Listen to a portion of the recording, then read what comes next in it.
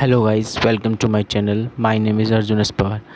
Guys, आज हम लोग स्टैंडर्ड डेविएशंस में लेकर आए हैं कोफिशिएंट ऑफ वेरिएंस का टॉपिक।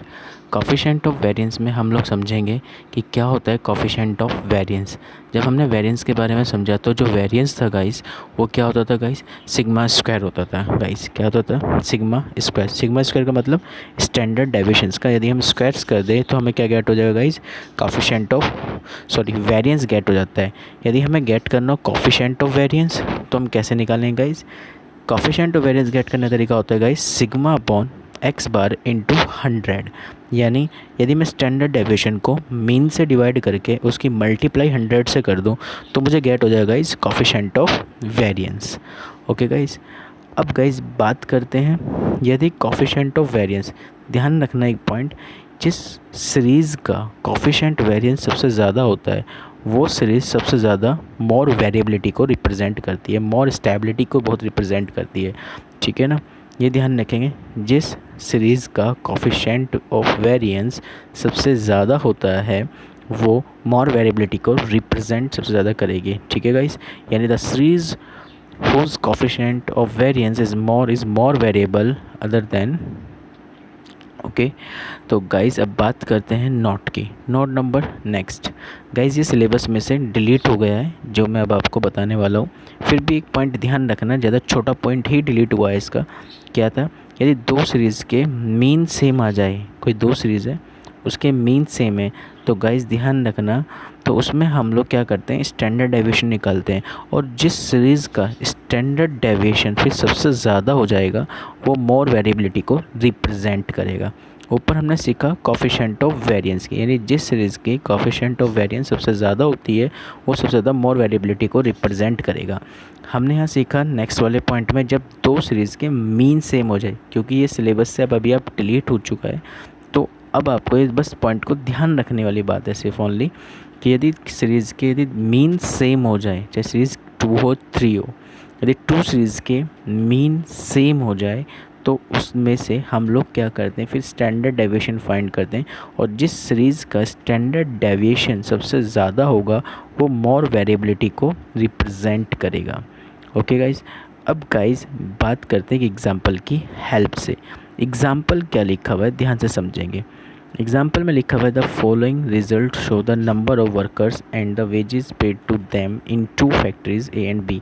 आपके पास दो फैक्ट्रीज हैं ए और बी, उसमें नंबर ऑफ वर्कर्स, उनके मीन वेजेस और variance of distribution of wage ये इसने गिवन किए हैं।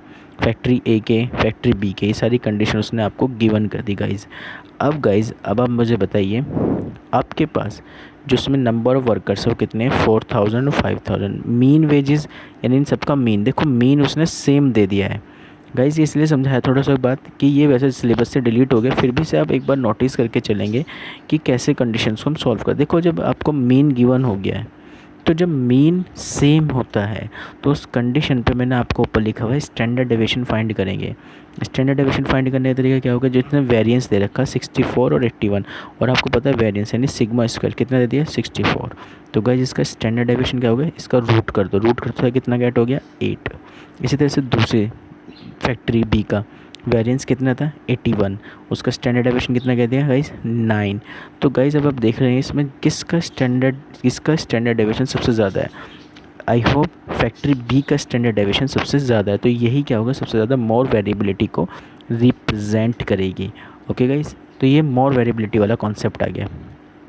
आई होप गाइस अब आपको मेरी ये बात समझ में आ गई होगी। मैंने क्वेश्चंस आपको उस पर कराया जब मीन सेम होता है। अदरवाइज यदि एग्ज़ाम में आपसे पूछा जाए कि इसका कोफिशिएंट ऑफ वेरिएंस फाइंड करो, या दो फैक्ट्रीज़ हैं उनके कोफिशिएंट ऑफ वेरिएंस बताओ किसका मोर वेरिएबिलिटी को रिप्रेजेंट करता है, तो जो मोर वेरिएबिलिटी वाली बात होती है उसकी मोर वेरिएबिलिटी सबसे ज़्यादा होगी जिसका कोफिशिएंट ऑफ वेरिएंस सबसे ज़्यादा होता है। ओके गाइस, अब बात करते हैं नेक्स्ट एग्जांपल की। नेक्स्ट एग्जांपल क्या कह रहा है गाइस, अब आपको नेक्स्ट एग्जांपल ये समझाने की कोशिश कर रहा है कि जो मीन और वेरिएंस है of the Heights and weight of the students of A class is given below. Height given कर दी गाइस, उसने वेट गिवन कर दिया, मीन बता दिया, वेरिएंस बता दिया। कह रहा है show that the weight are more variable than height, यानी हमें ये प्रूफ करना जो वेट होता है वो हाइट के मुकाबले सबसे ज़्यादा मोर वेरिएबिलिटी को रिप्रेजेंट करेगा। देखो अब इस क्वेश्चन से मुझे कुछ नहीं गिवन किया, ओके गाइस, इस क्वेश्चंस में मेरे पास कोई भी कंडीशंस नहीं है, बस हाँ ये बताना है कि जो वेट होगा वो हाइट से मोर वेरिएबिलिटी को रिप्रेजेंट करेगा। तो गाइज जब भी हम इस टाइप के क्वेश्चन को डील करेंगे तो हमें ध्यान रखना है इस पॉइंट का कि हमें सबसे पहले कोफिशिएंट ऑफ वेरिएंस निकालना हो। क्या गेट करना पड़ेगा इस coefficient of variance. Coefficient of variance हम कैसे निकालेंगे गाइज, इसको समझते हैं। देखिए guys coefficient of variance get करने का जो प्रोसेस होता है हमारे पास वो एक सिंपल सा है। कैसे, देखिए गाइस कोफिशिएंट ऑफ वेरिएंस अभी आपने फॉर्मूला पढ़ा था sigma upon x bar into 100। तो आपको सब कुछ गिवन है, मीन भी गिवन है, वेरिएंस भी गिवन है। तो सीधा यहाँ से पहले आप क्या करेंगे, यहाँ से आप पहले वेरिएंस की हेल्प से स्टैंडर्ड डेविएशन निकालना है। जैसे मैंने आपको बताया भी स्टैंडर्ड डेविएशन मैंने कैसे निकाला था, सिग्मा 1 और सिग्मा 2, यानी हाइट का मैंने निकाला 10.8 सेंटीमीटर और वेट का निकाल के दिखाया आपको मैंने 4.2 किलो केजी। ओके गाइस, अब यहाँ से आपको केवल क्या निकालना है, कोफिशिएंट ऑफ वेरिएंस। वो क्या होता है sigma upon x bar into 100। फिर कोफिशिएंट ऑफ वेरिएंस आप निकालेंगे वेट का, हाइट का निकालने के बाद वेट का। फिर उसमें ये देख लेना किसका कोफिशिएंट ऑफ वेरिएंस सबसे ज़्यादा है, जिसका कोफिशिएंट ऑफ वेरिएंस सबसे ज़्यादा वो उतनी मोर वेरिएबिलिटी को रिप्रेजेंट करेगा। ओके गाइस, आई होप अब आपको मेरा क्वेश्चन की कंडीशन से समझ में आ गई होगी। गाइस अब बात करते हैं नेक्स्ट पॉइंट की। तो गाइस इसमें थोड़ा सा आपको समझना है, जो नेक्स्ट पॉइंट होंगे कि क्या है कि नेक्स्ट टाइप का जो क्वेश्चंस आने वाले हैं उसमें क्या होता है कि कोई चीज़ रॉन्ग हो जाती है, ठीक है ना, उसे फिर हमें करेक्ट करना होता है। तो जो रॉन्ग चीज़ हमें गिवन होती है उसी के बिहाफ पे हमको मीन और वेरिएंस या mean and standard deviations given हो जाता है। फिर हम क्या करते हैं, जब उसको फाउंड होता है हमें बाद में या रीचेकिंग होती है उसकी, तो फिर हमें वो डेटा सही मिलता है। तो जब वो डेटा सही मिल जाता है तो फिर हमें उसको क्या पूछ लिया जाता है कि उसका करेक्ट मीन बताओ एंड करेक्ट उसका वेरिएंस बताओ, या करेक्ट मीन बताओ एंड करेक्ट उसका स्टैंडर्ड डेविएशन बताओ। ये हमें उसको फिर बताना पड़ता है। तो गाइस जब भी इस टाइप के क्वेश्चंस आपको कहीं भी मिले, रीचेकिंग के कंडीशंस में मिल रहा हो या आपको कंडीशन फाउंड आउट हो रहा हो, तो उस कंडीशंस में हम लोग क्वेश्चनों को कैसे डील करेंगे जिसमें हमसे ये पूछा गया हो कि उसका करेक्ट मीन और करेक्ट स्टैंडर्ड डेविएशंस फाइंड करो। तो गाइज़ उसके लिए हमें क्या करना होगा, एक फॉर्मूला ध्यान रखना होगा गाइज़ कि जो करेक्ट सिग्मा एक्स निकालने का तरीका होगा, यानी हमें करेक्ट मीन पे चाहते हैं। करेक्ट मीन का जो यदि याद कीजिए फॉर्मूला क्या होता है गाइज़, करेक्ट मीन का फॉर्मूला होता है guys sigma x upon n. यदि हम बात करें मीन की, sigma x upon n. Correct के बारे में बात करेंगे तो करेक्ट लगा देंगे, correct sigma x upon N.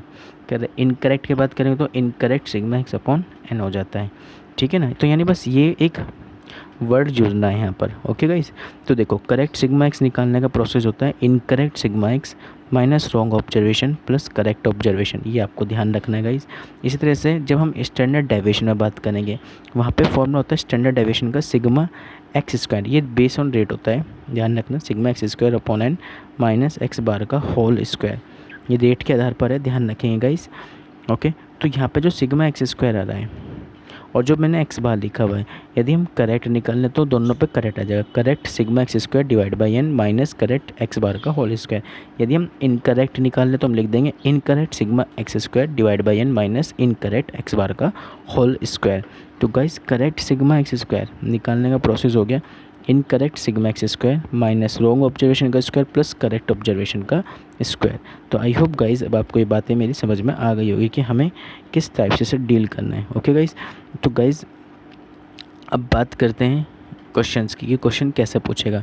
देखिए गाइज क्वेश्चन क्या लिखा हुआ है आपको पास एग्जाम्पल में, उन्होंने लिखा the mean and variance of a 7 observations are 8 and 16 respectively of a 5 of these are this, find the remaining 2 observation. Guys इसमें उसने आपको क्या कहा, उसने कहा मीन और जो वेरिएंस है 7 ऑब्जर्वेशन का वो 8 और 16 है, आपको 5 ऑब्जर्वेशन दे रखे हैं, आपसे 2 ऑब्जर्वेशन उसने पूछ लिए हैं, तो आप कैसे निकाल लेंगे। तो देखिए गाइज निकालने का जो प्रोसेस है उसे कैसे गेट करेंगे। आपने कैलकुलेट कर दिया, जो 7 ऑब्जर्वेशन का उसने मुझे मीन और वेरिएंस दिया था, उसमें से मुझे 5 ऑब्जर्वेशन गिवन किए।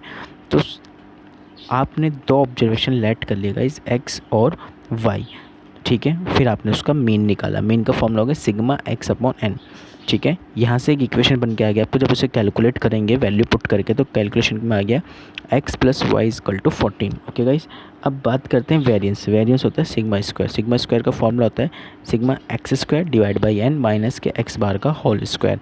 इसमें वैल्यू पुट करें, सिग्मा एक्स स्क्वायर मतलब जो तुम्हें टर्म्स गिवन होती है ना, वो जो 7 ऑब्जर्वेशन दिए थे, उन 7 ऑब्जर्वेशन का आपने क्या कर दिया, स्क्वायर कर दिया। जैसे 2 था, 2 का स्क्वायर 4, 4 का स्क्वायर, फिर 10 का स्क्वायर, फिर 12 का स्क्वायर, फिर 14 का स्क्वायर, फिर एक्स का स्क्वायर, फिर वाई का स्क्वायर।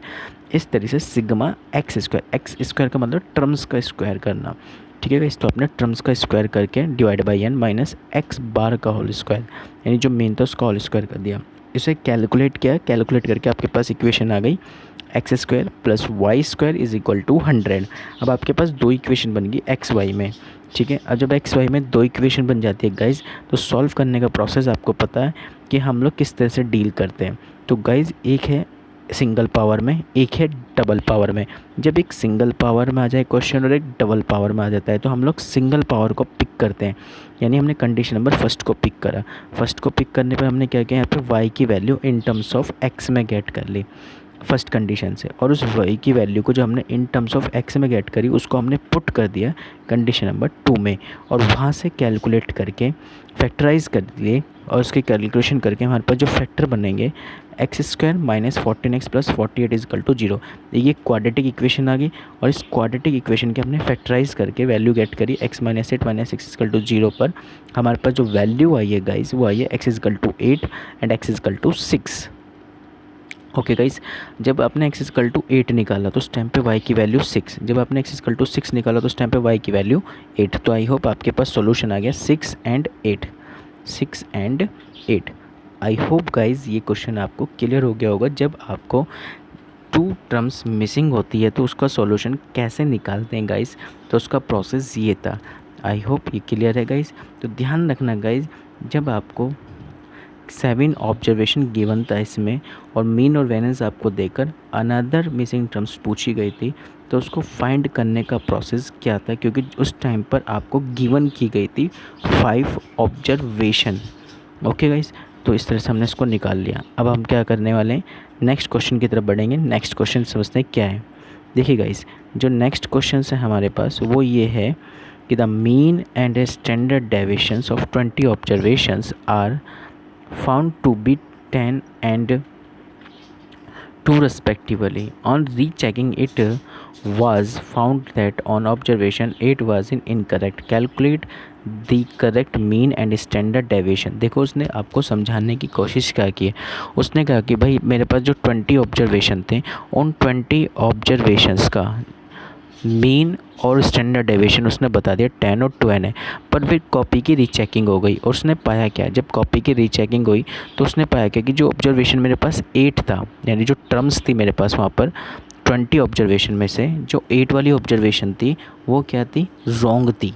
तो उसने बता दिया पहले कि जो ऑब्जर्वेशन 8 था वाज इनकरेक्ट। क्या दे दिया उन्होंने, इनकरेक्ट। तो इसका मतलब ये हुआ कि जो मीन और स्टैंडर्ड डेविएशन मुझे उसने गिवन किया है, वो मीन और स्टैंडर्ड डेविएशंस जो उसने गिवन किया है गाइस, वो रॉन्ग का गिवन किया है, यानी इनकरेक्ट गिवन किया है, ठीक है ना। तो अब हमें क्या करना होगा, करेक्ट ऑब्जर्वेशन फाइंड करने होंगे मीन के और स्टैंडर्ड डेविएशंस के, ठीक है गाइस। तो यानी करेक्ट मीन और करेक्ट स्टैंडर्ड डेविएशन हमें वो फाइंड करना होगा। ओके, अब उसने क्या कहा कि calculate the correct mean and standard deviation when first point the wrong item is omitted, यानी जो हमारा रॉन्ग हुआ, रॉन्ग कौन सा हुआ, ऑब्जर्वेशन नंबर 8। जो ऑब्जर्वेशन 8 हमारा रॉन्ग हुआ है उस हमें क्या करना है, ओमिट करना है, यानी हटाना है। तो उस कंडीशन पे हमारा करेक्ट मीन क्या होगा और करेक्ट स्टैंडर्ड डेविएशंस क्या होगा। ओके गाइस, फिर उसके बाद कौन है, wrong item is replaced by 12। यदि हम रॉन्ग आइटम को रिप्लेस कर दे किससे गाइस, 12 से, फिर उसकी कंडीशंस क्या बनेगी। ओके, तो गाइस सबसे पहले समझते हैं इस क्वेश्चंस को। अब आप बताइए आपको नंबर ऑफ टर्म्स कितना है, 20। इनकरेक्ट कितना दे दिया उसने आपको, इनकरेक्ट मीन और स्टैंडर्ड डेविएशन 10 और 2 हो गया, ठीक है ना। तो इनकरेक्ट मीन का फॉर्मूला, क्यों, क्योंकि जब इसने इनकरेक्ट दिया है तो हमें सारी कंडीशन पहले इनकरेक्ट से निकालनी पड़ेगी। इनकरेक्ट मीन का फॉर्मूला लगा दो, कितना होगा guys, incorrect sigma x divide by n. तो यहाँ से इनकरेक्ट सिग्मा एक्स की वैल्यू आ गई आपके पास 200। Same as it is incorrect standard deviation निकाल लीजिए, क्योंकि ऑब्जर्वेशन जब रॉन्ग हो गया 8 तो इनकरेक्ट ही आपको मीन गिवन हुआ होगा, यानी इनकरेक्ट ही आपको स्टैंडर्ड डेविएशन गिवन हुआ होगा। तो वहाँ से आपने इनकरेक्ट स्टैंडर्ड डेविएशन की हेल्प से फॉर्मूला पुट करके इनकरेक्ट सिग्मा एक्स स्क्वायर निकाल लिया है, ठीक है guys. Incorrect sigma x square हो गया 2080। अब केस नंबर फर्स्ट, उसने बताया था हमें wrong item is omitted. Wrong item कितना था 8। तो आपको करेक्ट मीन निकालने के लिए करेक्ट सिग्मा एक्स निकालना होगा पहले। और गाइस करेक्ट सिग्मा एक्स निकालने के लिए incorrect sigma x minus wrong observation plus correct observation वाला फॉर्मूला अप्लाई करना होगा। करेक्ट सिग्मा एक्स में इनकरेक्ट सिग्मा एक्स जो अभी आपने निकाला वो 200, रॉन्ग ऑब्जर्वेशन कितना था 8 प्लस करेक्ट ऑब्जर्वेशन आपके पास कुछ नहीं है तो 0 मान लेते हैं, क्योंकि उसने करेक्ट किया नहीं वहाँ पे। उसने पता तो कर लिया कि जो ऑब्जर्वेशन 8 है वो इनकरेक्ट है, पर राइट क्या था वो बताया नहीं आपको, ठीक है ना। इनकरेक्ट के बारे में बताया था। तो 200 में से 8 को माइनस करके 192 आ गया, जिसमें करेक्ट सिग्मा एक्स निकालने का प्रोसेस क्या हो गया, सिग्मा एक्स अपॉन एन। अब यहाँ पे ओमिटेड किया गया है, ठीक है ना, वहाँ पे रखा नहीं गया। उसने बस ये नहीं कि सर्च करके वो बता दिया, नहीं, वहाँ से ओमिटेड किया गया। जब ओमिटेड किया जाता है तो उसका मतलब एक ऑब्जर्वेशन कम हो जाएगा। एक ऑब्जर्वेशन कम हो जाएगा तो इसका मतलब क्या होगा कि जो 20 थे वे कितने रह गए, अब आपके पास 19 रह गए हैं। तो अब आपको जो करेक्ट सिग्मा एक्स निकालना होगा वो 19 का निकालना होगा। ओके गाइस, तो ये 19 का हमने निकाल दिया है। इसी तरह से हम करेक्ट सिग्मा एक्स स्क्वायर निकालेंगे। करेक्ट सिग्मा एक्स स्क्वायर निकालने का तरीका क्या होगा, incorrect sigma x square minus wrong observation plus correct observation का स्क्वायर। इसी तरह से सेम कंडीशन, रॉन्ग का स्क्वायर कर दीजिए, 8 था, 8 का स्क्वायर हो जाएगा 64, कैलकुलेट करके आएगा 2016, ठीक है। करेक्ट सिग्मा का फॉर्मूला लगा दीजिए। करेक्ट सिग्मा का फॉर्मूला होता है square root correct sigma x square divide by n minus correct x bar का होल स्क्वायर। तो उसमें कैलकुलेट कर लीजिए वैल्यू को, कैलकुलेट करके सीधा आंसर आ जाएगा आपको। करेक्ट सिग्मा कितना आ गया 1.997, ये आपके पास इसका आंसर आ गया।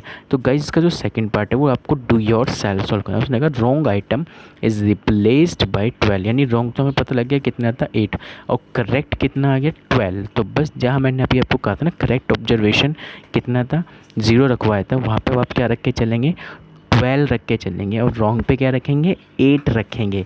ओके गाइज, तो बस वहाँ पे आपको ओमिट नहीं करना होगा, यानी वहाँ पे जो आपको नंबर ऑफ ऑब्जर्वेशन लेनी होगी गाइस वो 20 की 20 ही लेनी होगी, क्योंकि ओमिट केवल फर्स्ट पॉइंट में था गाइस।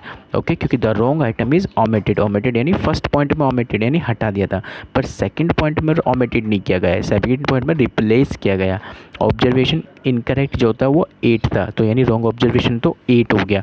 करेक्ट ऑब्जर्वेशन में 12 लेके चलेंगे, वहाँ से कंडीशंस को हम लोग कैलकुलेट कर लेंगे guys. Okay, I hope guys ये क्वेश्चन अब आपको क्लियर हो गया होगा। गाइस चलते हैं नेक्स्ट पॉइंट की तरफ।